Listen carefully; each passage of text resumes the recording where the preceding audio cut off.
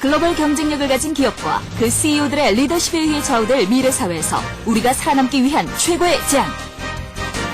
선진 경영 기법의 전문가이자 혁신적 전략가인 글로벌 CEO들에게 그 노하우를 배워보자. 세계적으로 성공한 기업인이 되기 위해서는 사업에서의 성공 외에 한 가지를 더 갖추고 있어야 합니다. 그것은 가진 자의 사회적 책임, 노블레스 오블리주입니다. 오늘 조동성이 만난 글로벌 CEO에서는 진정한 노블레스 오블리주를 실천해가면서 세계 패션 산업의 중심부에 뛰어들고 있는 성주그룹의 김성주 회장을 만나겠습니다. 현재 유럽에서 가장 주목받는 브랜드 중 하나인 MCM. 세계 명품 브랜드와 당당히 어깨를 나란히 하며 22개 해외 시장에 진출, 연매출 1,000억 원 이상을 창출하고 있다. 2005년 11월 독일의 명품 브랜드 MCM을 인수하여 외국 브랜드를 이끄는 한국 기업으로 명성을 떨치고 있는 성주그룹. 그 중심에는 오늘의 글로벌 리더 성주그룹의 김성주 회장이 있다. 깨끗한 경영과 노블레스 오블리주를 실천하며 글로벌 CEO의 새로운 역사를 쓰고 있는데 뜨거운 열정으로 세계에 도전장을 던진 김성주 회장. 세계가 저희 손바닥이에요. 이게 참 중요합니다. 오피스만 때 런던에, 밀라노에 여기가 빡빡하게 메꿔질 겁니다. 한국의 중소 패션 산업을 글로벌 브랜드로 성장시킨 김성주 회장. 여성의 부드러움과 창조성으로 세계를 주목시켰다. 아무래도 우리나라가 그 이미지가 좁지만 강한 나라라는 이미지가 있는데 회장님께서는 그런 이미지를 아주 가장 분명하게 나타내 주신 분인 것 같아요. 작지만 지금 세계를 돌아다니시면서 아주 강한 이미지, 그다음에 직원들한테 그런 비전을 제시해 주시는 분이라고 생각합니다. 국내 대기업의 막내딸로 태어났지만 혼자 힘으로 미국 유학 시절 패션 유통업의 기본을 배운 그녀. 어려운 환경에서도 열정과 희망으로 끊임없이 도전한 김성주 회장. 깨끗한 경영과 노블레스 오블리주를 실천하며 글로벌 CEO의 새로운 역사를 쓰고 있는 성주그룹 김성주 회장을 만나보자.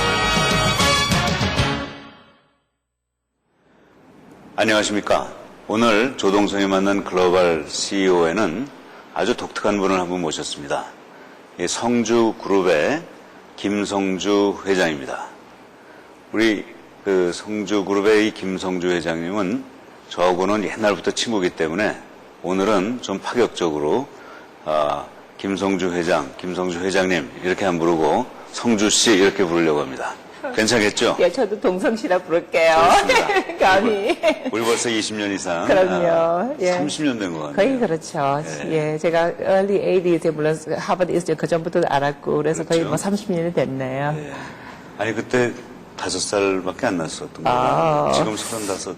그래, 7살이셨죠? 우리가 거꾸로 나이를 먹잖아요. 나이는 우리 잊어버립시다. 오케이. 예, 성주 씨. 예, 동성씨 좋습니다. 우리 성주 씨. 예.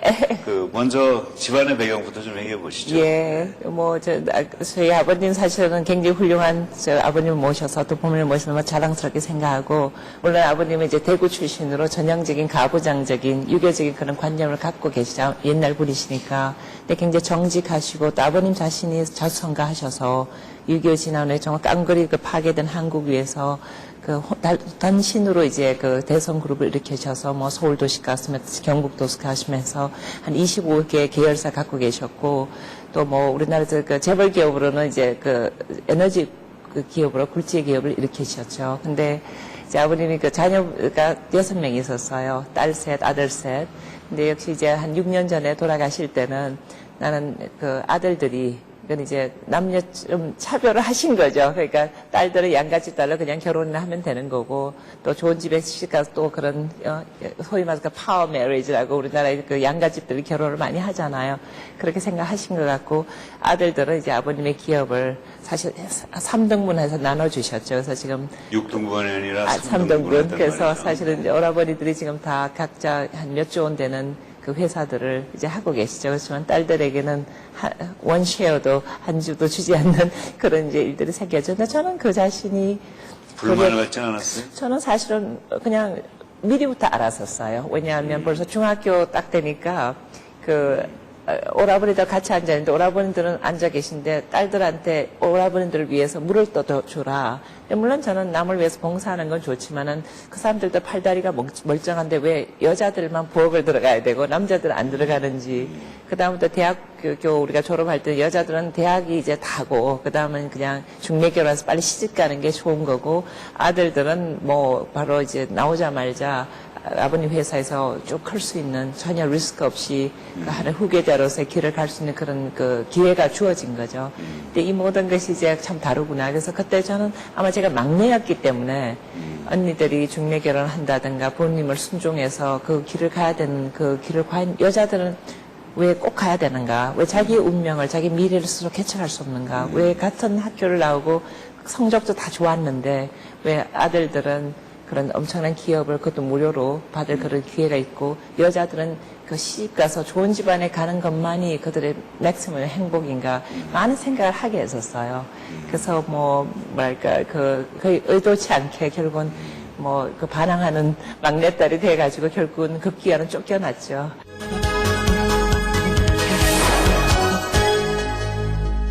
그래서 벌써 이제 이 막내딸 잃어버릴까봐 어느 또 큰 집안의 아들과 막 약혼 날짜를 정하고 계시더라고요. 전 잘 모르는 사람인데.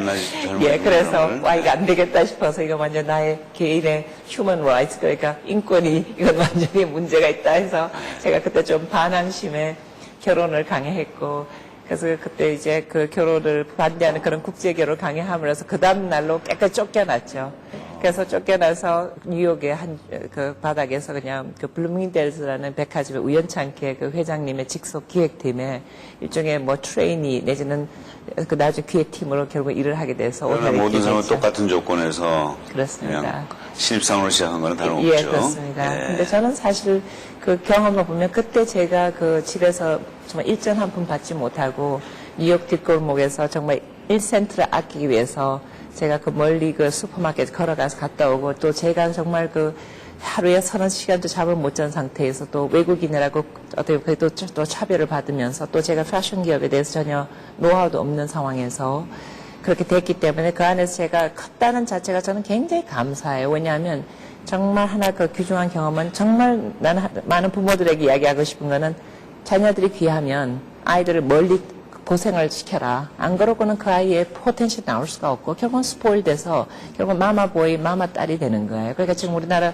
현재 한국의 교육의 문제죠. 근데 저는 도리어 어떻게 보면 강제로 쫓겨나서 뉴욕 바닥에 4, 5년 정말 처절한 어떤 하나의 고생을 한 것이 지금 피가 되고 살이 돼서 제가 이제는 어느 세계 어딜 가나 겁없이 뛰거든요. 근데 또 제가 듣기로는 우리 성주 씨의 그 학부 전공이 예. 신학이었다고 네. 들었거든요. 그 후에도 아주 돈독한 신앙생활을 하고 계시는 걸로 알고 있는데 그런 신앙생활이 이 사업하고 예. 또 사업에서 성공하고 예. 어떤 관계가 예. 있었나요? 제가 신학을 해서 저 정신 세계 속에 안에 기초에 어떤 하나 명확히 내가 왜 일을 해야 되는지 무엇을 추구하고 있는지 왜 해야 되는지 또 어떤 방법을 해야 되는지에 대한 근본적인 답을 얻었다는 게 저는 너무 축복이었던 것 같아요.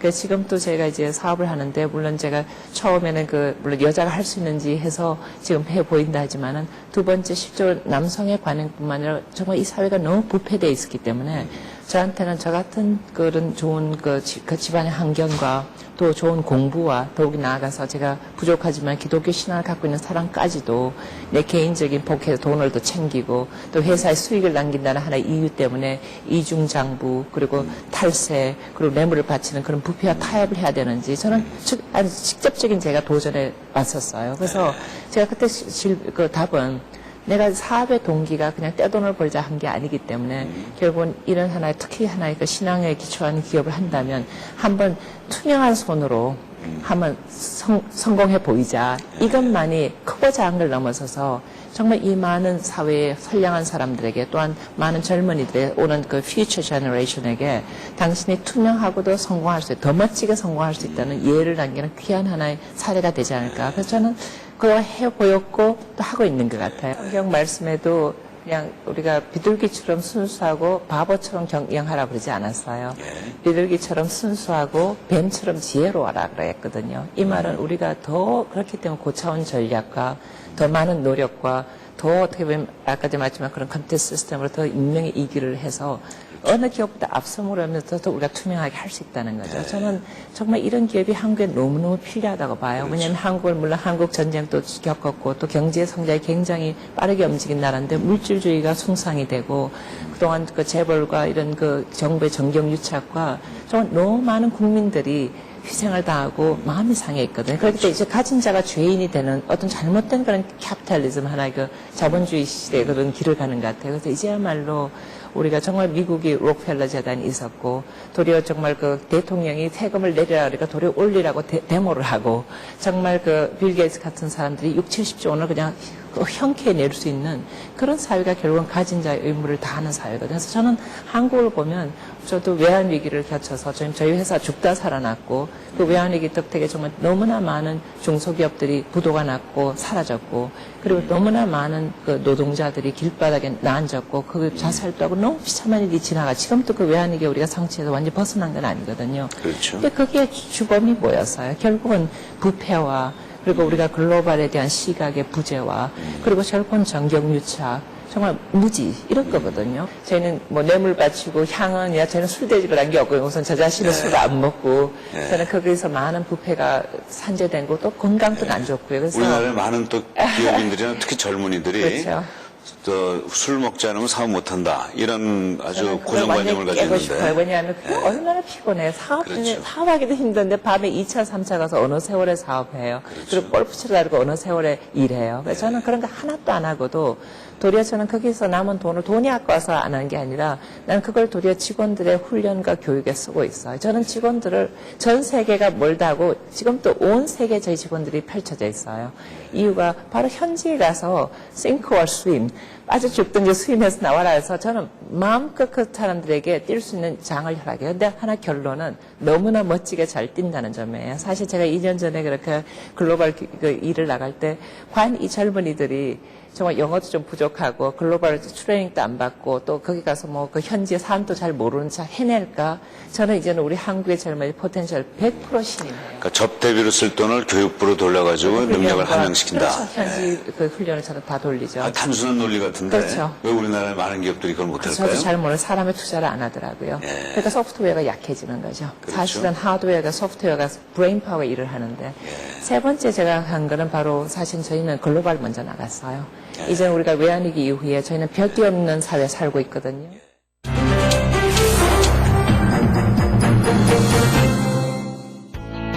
서울 역삼동에 위치한 성주그룹.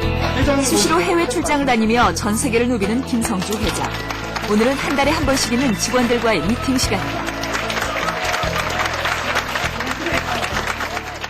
저는 우리 주식회 성주 가족들의 그 팀 명칭을 드림팀이라고 제가 이야기해주고 싶어요. 마치 우리 목사님께서 말씀하셨지만 우리는 한국은 좋아요. 이제는 세계가 좋을 만큼 뛰어다니는 벌써 팀들 되기 때문에 여러분들을 드림팀이라고 해주고 싶어요. 그래서 저는 뭐 항상 우리 가족이 주식회사 이제 모든 집안이 제 가족이라 생각하거든요. 그래서 가족들에게 모이는 게 우선 저에게 엄청난 힘의 충전이고 또 우리 팀들 올 때마다 얼마나 성장을 해 있고 얼마나 근사하니까 저는 우리 팀도 항상 드림팀이라 그래요. 그래서 저희는 한국뿐만 아니라 아시아도 좁다. 이제 우리가 글로벌 정보 가자 해서 아주 우리 팀들 사기가 충만해서 저도 너무 기분이 좋습니다. 상기 매장은 2007년 상반기 MCM 우수 매장으로 선정되었는 바 이에 상장한 시각 이하 공만. 부드러운 카리스마로 직원들을 이끄는 김성주 회장. 직접 한 달에 한 번씩 직원들의 생일을 챙겨줄 정도로 다정하고 섬세하다. 직원들을 가족 대하듯 아끼고 사랑하는 그의 부드러운 리더십 앞에 불가능이란 없다. 저희 회장님은 그 여성 CEO로서 어떤 장점이라면 저희 회장님께서는 굉장히 섬세한 CEO십니다. 어떤 비전을 제시하시거나 또는 업무 지시를 하실 때도 굉장히 섬세한 부분까지 다 정확하게 지시를 해주십니다. 그런 면에서는 굉장히 섬세한 CEO라고 판단됩니다. 예, 저는 같은 여자로서 열정과 패기와 또 힘들 때 굴하지 않는 그런 의욕을 옆에서 같이 이제 보고 도와드림으로써 제가 한 10년, 20년 뒤에도 저런 여성으로서 같이 일할 수 있는 롤모델이 될 수 있다고 생각됩니다. 전 세계 22개 해외 시장에 진출하여 한국 패션 산업의 글로벌화에 앞장선 그녀는 현재 성주그룹과 독일 MCM의 회장직을 맡고 있다. 인도에는 67%까지 갈 수 있을 거라고. 지금 세계는 김성주 회장의 글로벌 경영에 주목하고 있는데 그녀의 철저한 경영 원칙은 바로 글로벌 마인드.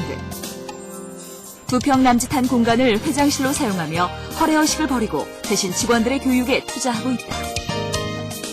저는 항상 제 자동차나 제 방이 제일 좀 수수하고 작고 대신 제 사무실 자체는 인테리어는 보시다시피 화려할 필요는 없지만은 직원들이 좀 그렇게 세련되게 일할 수 있는 그런 하나의 모던한 공간을 제가 창출 노력했고 물론 좀 사무실 좁은 건 사실이에요. 1990년 성주그룹을 창립해 10여 년 만에 국내 굴지의 패션 유통업으로 성장시킨 김성주 회장. 서울, 런던, 뉴욕을 잇는 성주그룹 직원들과 유기적으로 하나가 되어 한국 패션 역사의 미래를 개척하는 기적의 팀을 이룬 것이다.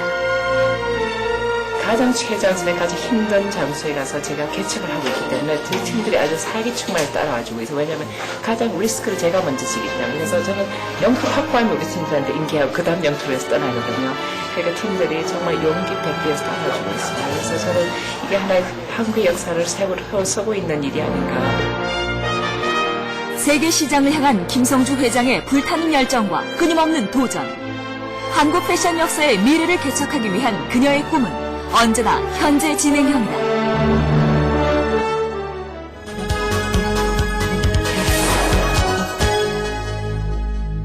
미리 시작하는 게 경쟁력의 요체죠. 그렇습니다.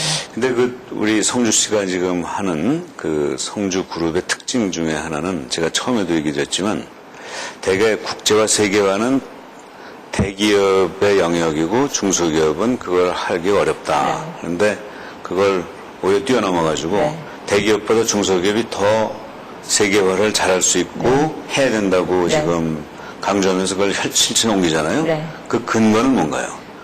중소기업이 대기업보다 세계화를 더 잘할 수 있는 또 잘 해야 되는 근거가 뭘까요? 저는 몇 가지인데 하나는 이제 우리가 소위 말해서 제가 외환위기 하나 저한테는 그 계기가 된 것 같아요. 외환위기? 예, 1997년? 왜냐하면 저는 외환위기를 한마디로 제가 정의를 하면 그냥 뭐 딴 것보다도 준비되지 않은 한국의 시스템. 왜냐면 우리는 GDP가 70% 이상이 무역에 의존하기 때문에 외환의 위기에 벌써 노출이 돼 있었거든요. 그런데 모든 이제 인터넷을 통해서 엄청난 돈과 정보가 벌써 이제 아무 정부의 간섭 없이 움직이기 시작하거든요. 그런 하나의 리스크 속에 우리가 준비되지 않은 한국의 시스템이 부닥친 거예요. 그 외환 위기라는 하나의 태풍에. 글로벌 태풍에. 그래서 결국 무너졌다 다시 이제 복구됐지만은 저는 그때 이제는 우리가 벽 없는 시장에 살고 있구나. 겉으로는 우리가 벽이 있다. 사실 벽이 없구나. 그러면 한국에서 이기려면 글로벌 이겨야 되고 글로벌 이기려면 한국에서 이겨야 돼요. 그리고 두 번째는 한국이 너무 좁아요. 왜 여기서 서로가 뭐 사촌이 바싸면 배 아파해요. 나가서 광활한 글로벌 땅이 있는데. 우리나라 전 세계 1.5%의 시장밖에 안 되니까. 그래서 저는 그래서 제가 징기스 킴이 되기로 했어요. 그래서 한번 따먹어보자. 그래서 일단은 우리 팀들에게 그래서 이제 팀들 한국이 좁은 데서 우리가 괜히 서로 복다복다 경쟁하지 말고 저 넓은 땅을 우리 잡아먹으러 가자. 그동안 많은 명품 브랜드들이 우리 한국을 식민지 시장으로 잠식했는데 나는 호랑이 굴에 들어가서 호랑이를 잡겠다. 그리고 내가 뭐 구찌나 이런 큰 브랜드 이야기 보니까 그건 뭐 못할 거 없다. 물론 걔네들 우수한 어떤 여러 가지 디자인력과 많은 그런 브랜드 파워를 갖고 있지만은 why not? 왜냐하면 이런 세계 명품도 아시아 시장에 걔네들 명품 루이비통, 구찌, 버버리의 60, 70% 심지어 7, 80%를 다 매출이 아시아인에서 배출된다면 we know what Asian want. 그래서 우리가 해보자. 그때 우리 팀들이 다 우리 회장님 헛소리 하신다 생각을 했었어요. 5, 6년 전에. 근데 저는 그게 완전히 매전 회사에 사원을 걸었어요. 그래서 결국은 저희가 그 MCM 본래 라이센스로 90년대에 시작했다가 저희가 한 2년 전에 거의 1,000억대가 되더라고요. 근데 로얄티 내는 것마다 몇백만 불이에요. 1원만 빌리는데. 그걸 계산을 해보니까 몇 년씩 모아보니까 브랜드 사겠더라고요. 그래서 제가 가서 문을 두들겼죠. 왜냐면 그 당시에 이제 MCM이 한 3억 5천만 불 하던 굉장히 좋은 브랜드였는데 그 본사의 그 오너의 본래 파운드의 실수로 브랜드가 많이 꺾이고 있어요. MCM에도 조금 더 소개해 주시죠. MCM은 이제 German 핸드백 브랜드인데요. 1976년에 만들어졌고 뮌헨 베이스된 30년 맞죠. 근데 이제 저희는 처음에 90년 초에 하나의 라이센스로 시작해서 국내뿐만 아니라 미국에 서플라이를 했어요. 그때도 라이센스를 안 주겠다는 걸 제가 땄죠. 왜냐하면 억울하게 수입만 해요. 우리가 빨리 생산 노하우, 디자인 노하우를 해서 그 다음에 따먹을 생각 그때부터 한 거죠. 그래서 저희가 한 그 94년부터 미국 시장 진출하면서 저희가 그때 수출을 OEM 방식 수출했죠. 근데 굉장히 자신감을 얻어서 왜냐하면 MCM이 본래 갖고 있지 않았던 새로운 그 백을 저희가 좀 이렇게 새로 이노베이션 하나 새로 인벤션을 해주는 게 굉장히 이노바티브 새로운 하나 창의적인 제품을 만들어서 미국에 데이트를 쳤어요. 그게 자카드 백이었는데 그때 야 우리가 하면 되는구나. 자카드 백? 예. 그때는 이제 레더백만 있는데 우리는 자카드 백을 만들어줬거든요. 그래서 뭐 히트를 쳤어요. 그래서 내가 할 수 있구나. 그러고 반면에 MCM이 외환위기와 굉장히 비슷하고 우리도 외환위기 힘들었지만 MCM이 굉장히 휘청했어요. 독일에서 글로벌이. 그때 어려웠나 보죠. 네. 그래서 그 글로벌이 휘청하면서 저희는 한국을 계속 커서 왜냐면 저희가 생산 기반과 모든 걸 갖고 있었기 때문에 그래서 저희가 1000억 동안 글로벌 도려 상당히 좀 내려갔어요. 그래서 저희가 새 주인한테 가서 우리가 이 명품 브랜드 노하우를 아니까 왜냐하면 우리는 구찌도 저희가 1998년에 외환위기 때 팔았지만은 전 세계에서 5번째로 큰 구찌를 벌써 만들었었거든요. 그래서 저희가 벌써 크리덴셜이 있었고 MCM도 본사가 그렇게 지금 어려움을 겪는 동안 우리는 1000억이라는 1등 브랜드를 만들었었고 세계 제일 크게 됐죠.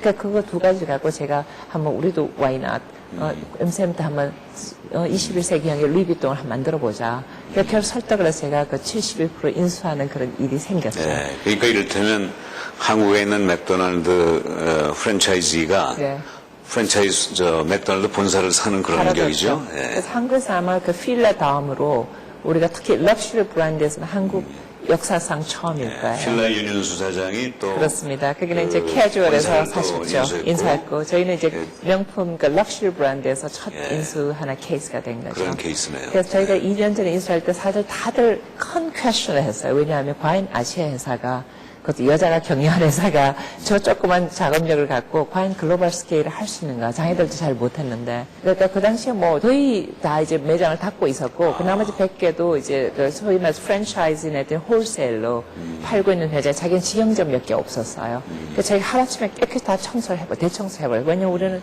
럭셔리 브랜드 다시 우리가 일어서기 위해서는 그 2차적인 브랜드 그 시장은 다 닫는 게 좋겠다 해서 닫았고 또 뮤닛 본사에 있는 것을 과감하게 또 1년 후에 닫고 저희는 밀라노에 저희가 커머셜 오피스와 쇼룸을 열고 슈리게 저희가 백 오피스가 있고 또 런던에 제가 있기 때문에 런던에 오피스 열고 또 이번에 뉴욕에 열었고 또 저희가 지금 서울에는 본래 있고요. 이제 북경에 곧 열고 이제 또 동경에도 저희가 곧 열죠. 그러니까 사실 구조조정이란 건 줄일 거 줄이고 늘릴 거 줄이고가 아니고 줄일 거 줄이고 늘릴 걸 늘리는 건데 그렇습니다. 아주 그 구조조정의 그 개념을 그대로 하신 거네요. 왜냐하면 우리나라에서는 구조조정이라는 이름하에 모든 걸 줄이잖아요. 그게 아니네요. 선택과 집중이었죠. 그러면서 우리가 이번에 그 아디다스 그룹의 총 그 디자인 감독인 마이클 미셸스키라는 가장 뜨거운 신의 디자인 대가 저희가 또 데려왔죠. 영입됐죠. 그래서 그 친구가 저희 때문에 사실 아디다스를 그만두는 그 자체가 엄청난 센세이션이었어요. 왜냐하면 아디다스 그룹은 10조 원을 파는 회사고 저희는 피레미였거든요. 근데 그 친구가 저희의 그 포텐셜을 보고 아디다스를 떠난 거예요.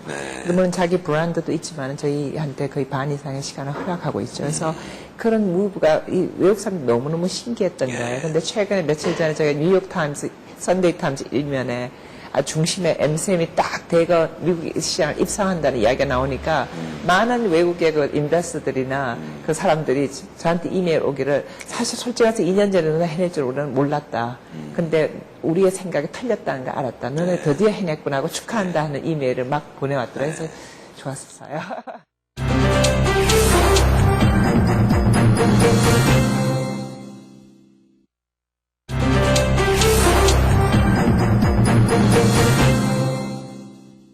중소기업이 가지고 있는 한계와 중소기업이 가지고 있는 장점과 아마 다 있겠죠? 그럼요. 그럼 그 한계는 우리가 되게 알잖아요. 규모의 경제라든가 뭐 그 브랜드 파워 약업되든가. 근데 브랜드 파워는 인수함으로써 해결했고 그 외에 중소기업이 대기업이 못 가지고 있는 세계화에서의 장점은 뭐가 있을까요?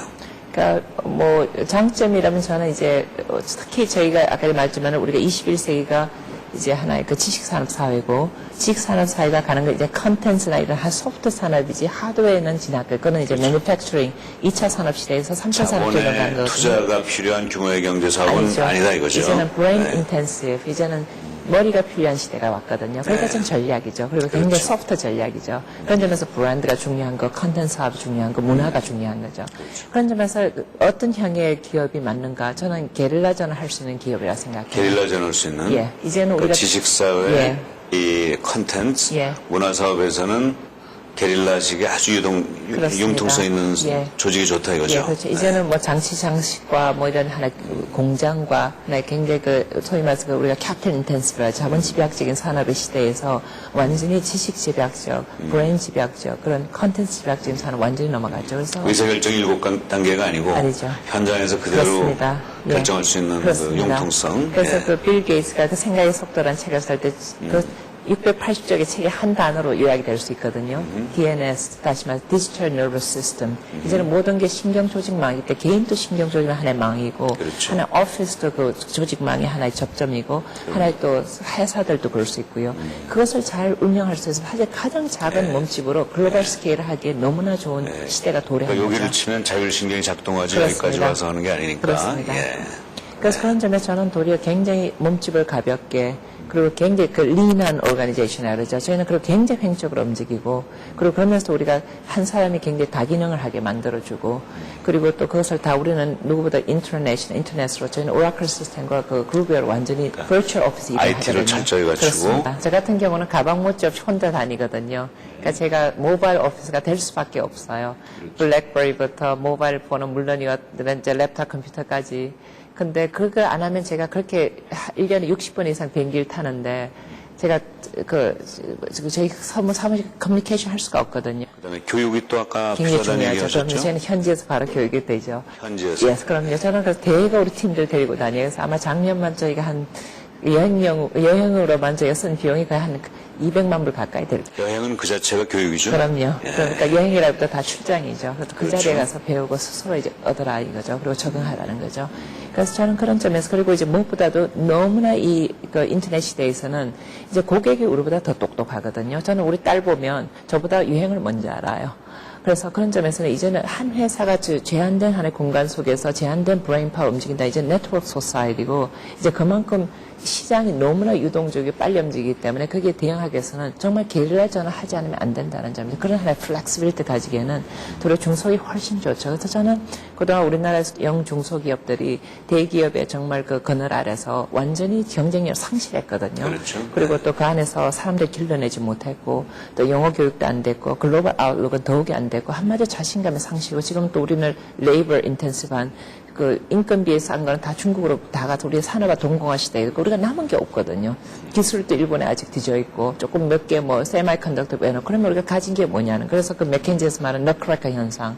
너크래커 현상이 결국 우리는 지금 기술도 네이버도 안 되면 뭘 가졌느냐인데 그러니까 호두 분쇄하는 그렇죠. 예. 호두를 가운데 놓고 이렇게 분쇄해보니까 안에 꽝인 따는 거예요. 거죠. 알이 없는 거예요. 그렇죠. 그러니까 우리는 한국이 그 가운데 있다 이거죠. 그렇습니다. 예, 그렇죠. 그리고 이제는 뭐 레이버로는 우리가 중국보다 5배, 10배, 15배 비싸고 아직 기술력으로는 우리가 60년 뒤져 있고 뭐 여러 가지 분야에 있어서 그리고 브랜드 파워도 없고 지금 그래서 저는 과연 대기업들이 물론 이런 하나의 자본 집약적인 일까지 잘했는데 그 다음 뭐 했냐는 거죠. 브랜드가 없거든요.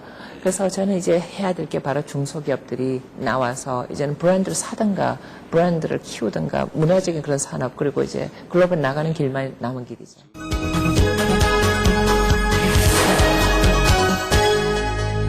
제가 듣기로 2004년에 예. 여성 경영자로서 상을 받았다고 들었고요. 네. 그때 그 수상 소감을 얘기하면서 앞으로 여성도 군대에 가야 된다. 네. 이런 얘기를 하셨다고 들었는데 제가 생각하는 거하고 100% 일치하는데 예. 그 생각하신 그 근거가 예. 제가 생각하는 거하고 같은지 예. 다른지 좀 한번 그렇습니다. 확인 좀 해보십시다. 예. 왜 그렇게 얘기하셨죠? 글쎄요, 그동안 이제 제가 사업을 해보면, 이 한국에서 특히, 아까 유교적인 그런 가부장적인 사고에서는 여성들은 이제 좀 일종의 2차적인 시민이 돼 있죠. 그리고 가정을 돌봐야 되고, 또 너무 감성적이고, 감정적이고, 그래서 사실은 저도 일해 보니까 정말 그게 맞기도 해요. 어떤 면에서는 여성들이 감정이 너무 잘 울고 극한 상황에 도망가려고 그러고 책임 없고 쉽게 자리를 떠버리고. 근데 남자들 이제 어떤 처음 자기가 그 돈을 벌어서 먹여 살려야 되니까 굉장히 인듀런스 레벨이라지 인내심이 굉장히 강하더라고요. 그러니까 저런 점이 참 여성들이 부족하구나. 이렇게 경영자 입장에서는 객관적으로 볼 수 있죠. 근데 다만 이제 21세기가 떴는데 저는 우리가 외환위기를 맞은 가장 큰 이유 중에 하나도 바로 인구의 반인 여성의 인력, 특히 브레인 아니, 조금 파워. 넘죠, 오히려. 예. 네. 근데 왜냐하면 이제는 21세기는 지식산업 사회는 이제는 권력이 중요한 게 아니라 지력이거든요. 그리고 컴퓨터 앞에 앉으면 컴퓨터는 여성, 남성을 차별 안 하거든요. 누군가 정확한 인풋만 하기를 바라거든요. 그리고 특히 21세기에 우리가 그 무한 경쟁 시대며 글로벌 시대며 더욱이 우리가 지식산업 사회에서는 특히 e-commerce나 m-commerce나 이제는 그러니까 여성, 남성을 넘어서서 이제는 고객도 보지 않고 팔아야 되고 e-commerce 통해서. 그리고 우리가 전 세계에 있는 다문화권의 사람들 이야기하면 굉장히 그 사람들의 문화적인 언어를 우리가 이해를 해야 되고 굉장히 센시티브 해야 되거든요. 그런 점에서 이제 우리가 요구하는 건 하나의 intuitive power, 굉장히 그 근본적인 어떤 그런 하나의 아주 그 촉각을 내세운 그런 센시티브한 인식이 중요한 것이지 그냥 우리가 보통 말하는 그 인텔리전스하고 좀 다른 하나의 소프트 인텔리전스 시대가 떴다 해도 과언이 아니에요. 그러니까 저는 새로운 하나의 수학 공식을 만들었는데 21세기형의 중요한 인력, 새로운 인력은 뭔가 하면 IQ, 우리가 소위 말하는 intellectual quotient 플러스 예. EQ, emotional quotient and quality, 그다음 equal WQ, women's quality. 아, women's quality. 다시 예. 말해서 이제는 우리가 다만 그런 지식 지능뿐만 아니라 감성 지수를 합친 것이 결국은 여성의 퀄리티가 바로 21세기형의 인력이라 하고 전 나름대로 새로운 수학 계열도 그 이유가 바로 이제는 한국도 여성의 반이 잠이 깨서 이제는 여성 권리를 주장할 때가 아니라 정말 우리 국가의 미래의 글로벌 경쟁력을 위해서 여성의 반의 인구가 잠을 깨서 그 자기의 지력을 특히 감성지수 풍부한 지력을 통해서 나라에 기여하지 않으면 우리는 반쪽의 시장으로 반쪽의 경제가 움직인다는 그게 의무라는 거죠. 그러니까 제가 저 말씀을 해석해 보면 그 여성하고 남성은 그 능력이나 역할에서 다른 거지 차별이 있는 건 아니고. 예, 맞습니다. 근데 옛날 소위 농경시대나 산업사회에서는 남성이 가지고 있는 우위 요소가 더 필요한 시대였지만 그렇죠. 요새 같은 지식사회, 이 사회로 바뀌어오면서는 여성이 가지고 있는 감성을 비롯한 여성의 독특한 능력이 오히려 더 필요한 그렇습니다. 시대고 예. 따라서 최소한도 동등해야 된다. 맞습니다.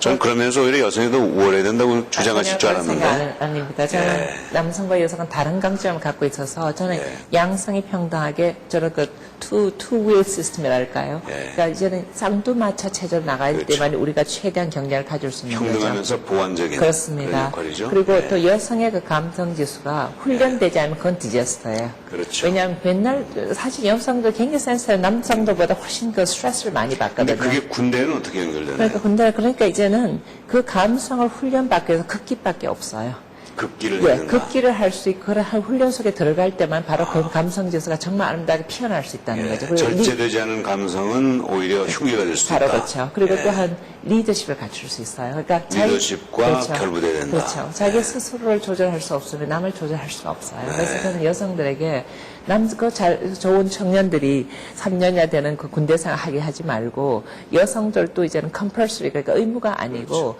옵셔널 조항으로 1년 정도 군대를 가지고 남성들도 1년을 내리는 거예요. 그러면서 직업 군인 시대를 열면 누구나 평등하게 군대를 가는 거 나라의 의무를 다하는 거. 동시에 여성들은 리더십과 극기 그리고 자기의 감성을 컨트롤할 수 있는 좋은 하나의 훈련의 기간을 얻으면서 진정한 새로운 리더로 뜰 수 있죠. 남성의 2년 의무 기간을 1년으로 줄이되 남녀가 다 같이 가고 그렇습니다. 그 과정을 통해서 남자가 군대를 통해서 지금은 독점적으로 받고 있는 극기와 지도자 교육을 여성도 함께 받아라. 그렇습니다.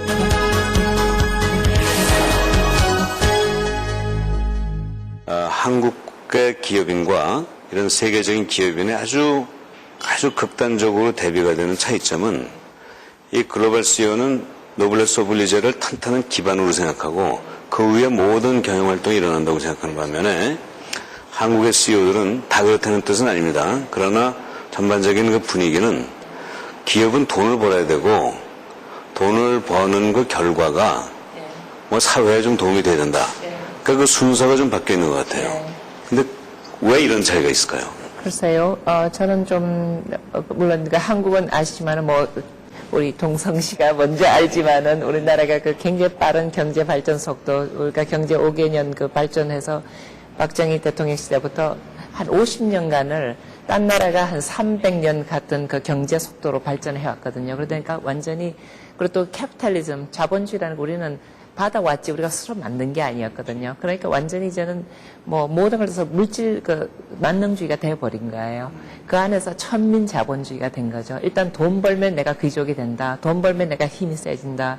이런 하나의 그게 팽배하면서 특히 또 우리나라가 사실 재벌기업 뭐 깨놓고 말해서 잘나서 된 게 아니라 국민의 혈세로 정말 블루칼라 워커의 희생 위에 만들어졌고 또 정부는 하나의 수출의 창구로 아시지만은 캐피털 인텐시브 자본 집약적인 하나의 창구로 경쟁을 하기 위해서 정부가 지원해서 만들어진 거거든요. 그렇죠. 자본이 부족할 때 그 열심히 자본을 하셨지만은 모아서 국민의 이제 만든 기업이거든요. 거죠. 국민의 기업이다. 국민의 기업인데 네. 그것을 사실 그런 기업들이 정말 록펠러 젠다를 먼저 만들었어야 되고 딱 했을 때 이건 존중을 받는 거지 마치 제왕으로 군림하고 이것이 내 거냥 생각하고 변칙 정의하고 또 마치 밑에 있는 작은 중소기업들 죽여버리거나 아니면 말살시키거나 아니면 오버쉐도 한다는 것 자체가 사실은 그동안 정말 우리가 바른 자본주의의 정신에 심겨지지 않은 것 같아요.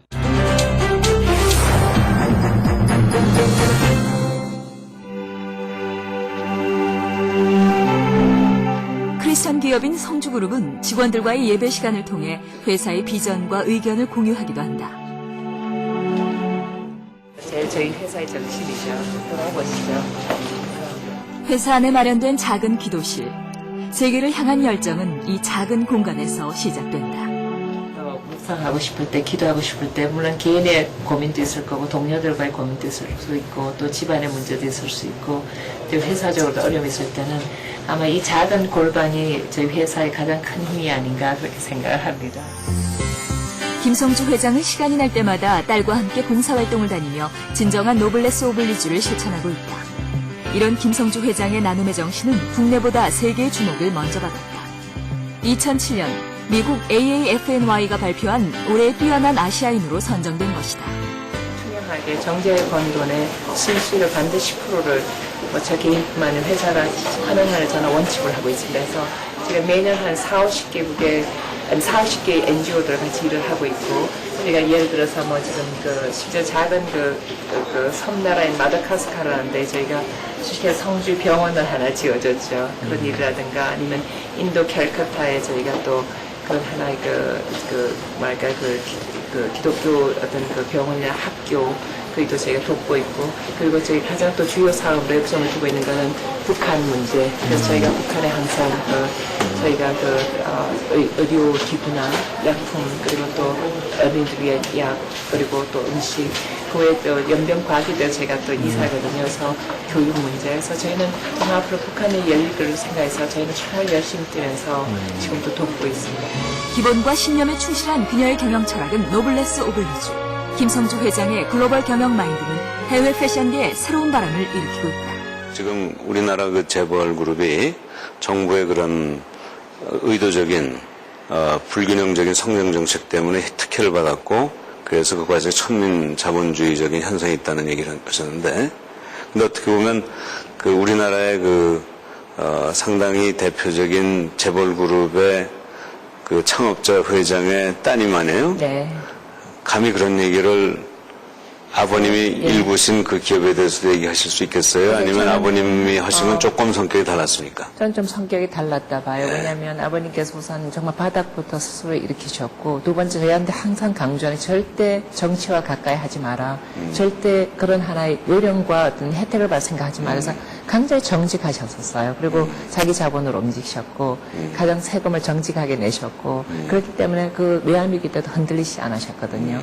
그래서 그런 점은 제가 참 본받을 점이었던 것 같아요. 근데, 그리고 또 아버님, 특히 어머님 보면 일상 40-50년 동안 아버님이 주신 그 가용, 집에 쓰라는 돈을 거의 80-90% 저축하셔서 그 장학재단 만드셔서 지금 또 50여 명의 아이들 매년 국민학교, 대학교, 유학까지 다 보내고 계시고요. 그건 어머님이 혼자서 독자적으로 하신다는 말이죠. 하셨습니다. 그래서 어머님이 그 세계 여성 기독교 여자 절제라는 걸 한국에서 지부를 하시면서 정말 그 창녀촌에 팔려가는 여자들 구해서 키워주고 기술을 가르쳐 안착시키고 그 아이들을 가르치시고, 그래서 사실 어머님이 작년에 돌아가셨는데 제가 깜짝 놀랐던 게 너무나 많은 내가 모르는 사람들이 어머님 장례식에 와서 바로 당신 어머니가 한 혜택이 나라고. 그러니까 자기가 그 고아원에서 깡패가 될 수 있었는데 내가 오늘 목사가 됐고 정말 내가 길가에 버려 창녀가 될 수 있었는데 이런 가정을 이렇게 하는 어머님의 뜻이라는데 저는 부모님께서 물론 이제 제가 집안의 어떤 그 전통을 따라 결혼을 안 했다 쫓겨나기까지 했지만은 실제 저한테 보여주신 하나의 모습은 정말 지금도 그 제가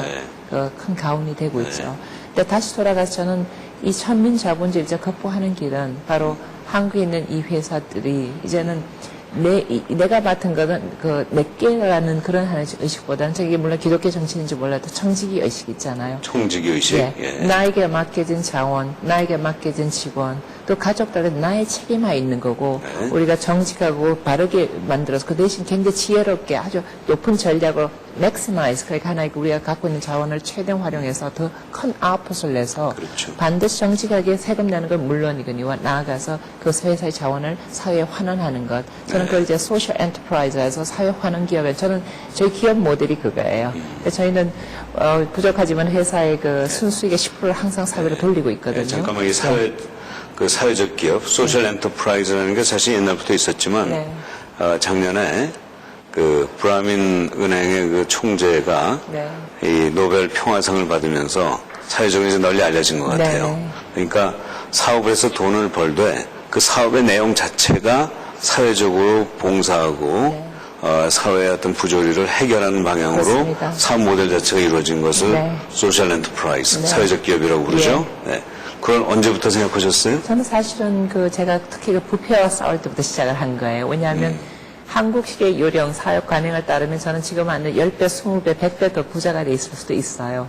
근데 사실 한국대로 따라가면 세금 다 내고 있을 것 하면 사실은 그 회사 건물 하나 제대로 아직 안 갖고 있거든요. 근데 저는 그것을 자랑스럽게 생각해요. 왜냐하면 제가 본사 건물도 안 가지고 아직 계시단 없습니다. 말이죠. 네. 그래서 근데 왜냐하면 물론 외환위기 때 저희가 또 많은 또 그 힘든 점이 있어서 그렇긴 하지만은 저는 사실은 그런 뭐 돈 만들었다 부동산 정말 투기하고 뭐 이런 요령보다는 그냥 정치로 커왔죠. 근데 대신 저희가 얻은 것은 글로벌리 세계적으로 우리가 정말 돈으로 살 수 없는 reputation 하나의 명성을 얻었거든요. 그게 저희한테 엄청난 그 소위 말해서 intangible asset이라죠. 가질 수 없는 하나의 그 무한의 어떤 그런 하나의 자산 가치죠. 그런 것을 얻었다 생각하는데 저는 다시 돌아가서 저는 저희 회사의 저는 제 시도 자체가 기독교 기업 철학을 갖고 있었고 제가 하는 방식도 남의 보기에는 좀 바보일 만큼 좀 무디다 할 만큼 사실은 어려운 길을 택해서 걸어왔고 지금도 그 길을 가고 있고요. 그래서 저한테는 아마 만약 제가 예를 들어서 부패와 타협을 해야 된다 아니면 제가 제 개인적으로 타협을 위해서 이걸 해야 된다면 저는 오늘라도 회사 물건을 다들 각오를 하고 있어요. 근데 지금 말씀에서 선택이 아니죠. 지금 말씀에서 소위 그 천민 자본주의적인 경영 방식과 노블레스 오블리제 정말 이 사회적 소명을 다하는 그런 기업의 경영 방식에 극명한 차이가 있는 것 같아요. 그렇습니다. 그리고 비전을 가진 기업. 그러니까 결국은 한 그 몇 명의 대주주, 주주들의 포켓을 채우는 것이 아니라 이 기업한테 무엇을 기여할 건가. 그렇죠. 그러니까 저 같은 경우는 하다 보니까 인구에 반 여성들에 많은 인스피레이션을 주는 영향을 주는 기업이 됐고 나아가 지금 중소기업들이 볼 수 있는 하나의 성공 모델을 새로운 하나의 비즈니스 모델을 만들어가고 있는 거거든요. 그리고 저는 궁극적으로 가서는 제 전 재산을 저는 북한을 위해서 헌납할 거예요. 그러니까 북한이 현 체제를 위해서가 아니고 결국 우리가 5년, 7년 후에 우리가 끌어안아야 될 형제 자매들 위해서 정말 우리가 블루프린트도 만들어야 되고 그런 훈련도 시켜야 되고 또 실제 우리가 휴머니테리언 여러 가지 도와줄 것도 많고요. 이게 지금 우리 전 국민 더 나아가서 전 세계인에게 방영이 되는 프로그램에서 우리 지금 성주 씨가 뭐라고 했냐면 나는 내 재산을 전부 이 북한의 주민들을 위해서 바치겠다고 했는데 이걸 공식 유언장이라고 우리가 봐도 되겠습니까? 저는 벌써 유언장 써놨어요. 아, 이미. 그래서 신나요. 대단하십니다. 그래서 신납니다. 제가 정말 30년 가까이 알아온 친구지만 제가 정말 고개가 숙여집니다. 제가 그렇습니다. 알고 무슨 말씀이요. 오늘 이 조동생이 만난 글로벌 CEO 정말 독특한 분, 이렇게 아주 이젠 우리 약속을 깨기로 했으니까 이 미녀 성주 씨뿐만 아니라 정말 사업가로서 또 이 사회사업가라는 표현이 맞는지 모르지만 사회를 위해서 사업을 하고 또 그 사업의 결과를 사회에 환원하는 이런 아름답고 숭고한 모습을 가진 그런 사업가를 오늘 만났습니다.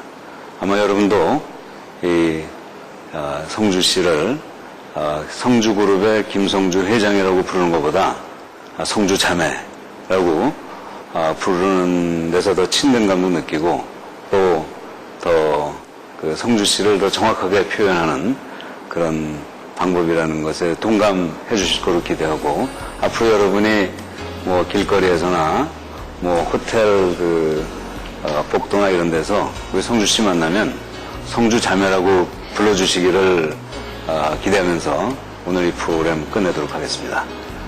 감사합니다. 너무 고맙습니다. 예.